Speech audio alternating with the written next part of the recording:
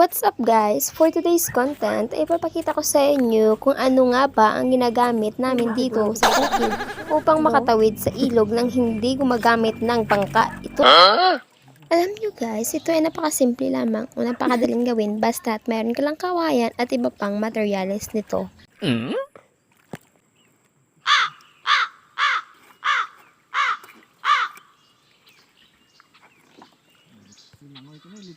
Ano ba niya?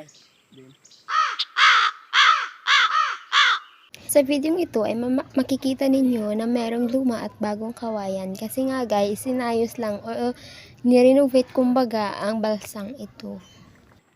Sa pag-aayos nito o paggawa nito ay dapat na matibay upang magamit ito ng pangmatagalan at hindi masayang yung effort mo. Pang inaayos yung basa guys, napansin naming magkakapatid na merong tumunog sa tubig na it means ay merong malaking isda. Pero hindi makikita kasi nga guys, hindi malinaw yung tubig kasi nga kakaulan lang at merong baha pakailan lamang. Of course guys, dapat nyo rin lagyan ng tali sa bandang ulo ng basa upang maitali nyo ito pagkatapos nyo gamitin. Pero kapag gusto nyo namang ayaw nyong lagyan, edi ayaw. Pero kapag tinangay ito ng tubig guys, panigurado mawawala yung balsa nyo, gagawa na naman kayo ulit ng bago. O, anong sa palagay nyo dapat nyong gawin, diba? Common sense lang kung baga.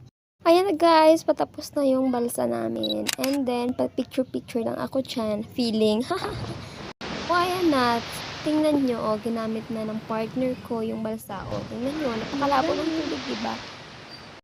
Talagang hindi safe kapag hindi ka marunong lumangoy at tumao pa yung balsa. Ewan ko pa, basta ganun. O, andyan na kami. Bye! Thank you for watching guys!